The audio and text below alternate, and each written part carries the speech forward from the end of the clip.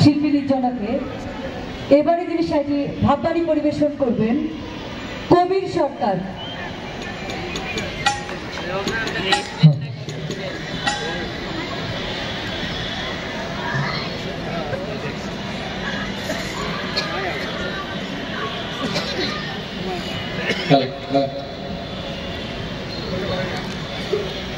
বিসমিল্লাহির রহমানির রহিম।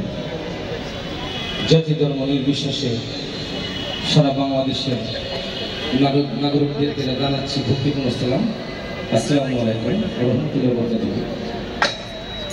গানের আগে একটি কথা বলবো, সেটা হলো আজকে সকালবেলা ঘুম থেকে ওঠার পরে যখন নাকি মোবাইলটা হাতে নিলাম, তখন এক আলেম সাহেবের একটি কথা শুনলাম।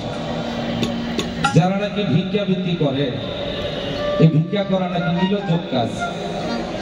তো জাতির কাছে আমার জিজ্ঞাসা, ভিক্ষাবৃত্তি যদি নির্লজ্জ কাজ হয়, আমাদের ইসলাম ধর্মের যে প্রতিষ্ঠানগুলো আছে, মসজিদ, মাদ্রাসা, এতিমখানা, এগুলি কি ভিক্ষা টাকাটা চলছে না?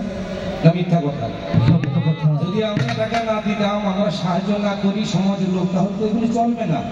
তা আমরা ভালো শিক্ষার জন্য তাদেরকে সাহায্য করি। এখন এটা যদি নির্লজ্জ কাজ হয়, এই যে কুরবানি আসতেছে, কেউ কিন্তু চামড়া দিবেন না, একটা গরুর চামড়া দিবেন না, কারণ এটি দিলে তো তারা খাইয়ে ফেলবে। আমাদের মহারাজ আবুল সরকারের বাউল শিল্পীদের একজন মাথা, উনি একটি কথা ভুল করে বলেছে।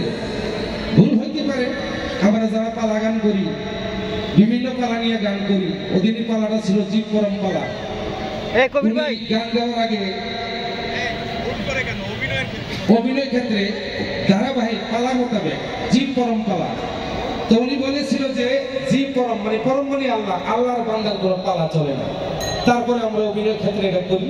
ভুল ত্রুটি হতে পারে, ভুল হলে ক্ষমা করে দিবেন। এছাড়া সারা বাংলার বাউলরে আমরা ক্ষমা চাচ্ছি। কিন্তু এই সাধারণ একটি কথার কারণে যদি সারা বাংলার বাউলরা আমরা ক্ষমা চাই, ওনারা যে কত ভুল করে, এটা তো কোনোদিন ক্ষমা চায় না, তাদের কোনো মামলা হয় না।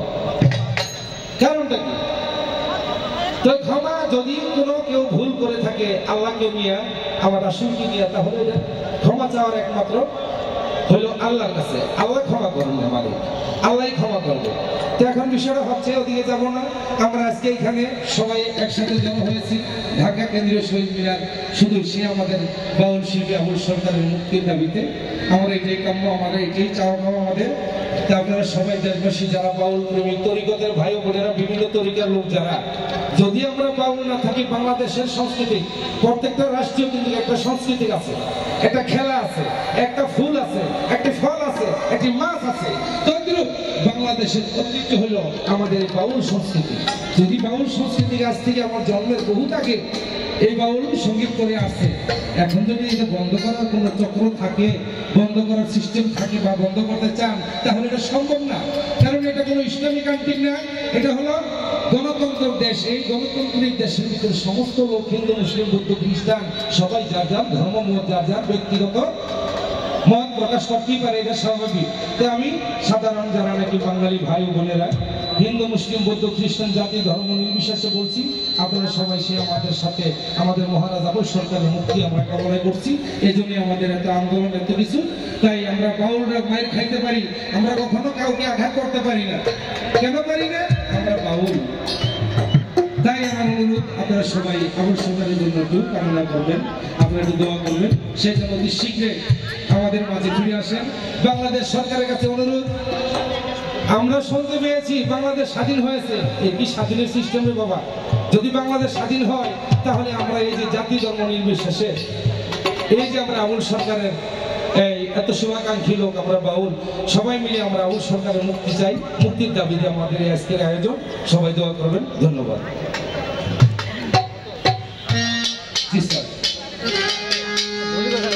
আমি একটি গান করবো,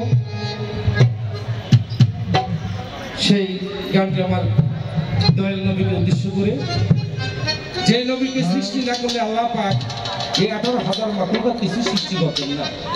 যার মহব্বতে সারা বিশ্বের সমস্ত কিছু সৃষ্টি হয়েছে, সেই দয়াল নবীকে একটি গুণগান।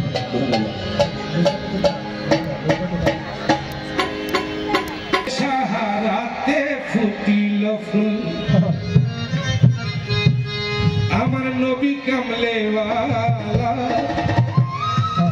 মরুর বুকে ফুটিল ফুল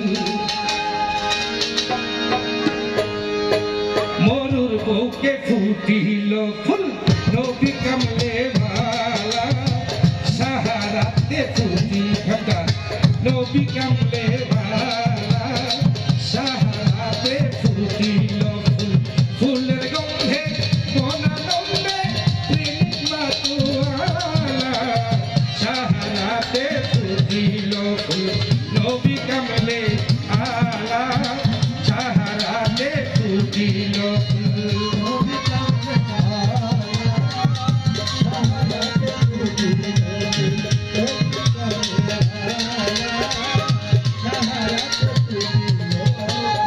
যে নবী হয় সৃষ্টির গোড়া চন্দ্র সূর্য সবার সেরা যে নবী হয় সৃষ্টির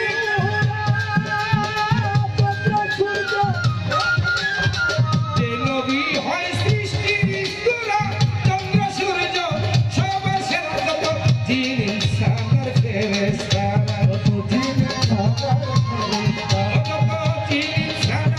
ফেরেশতারা তার জপে নামের মালা সাহারাতে ফুটিল ফুল নবী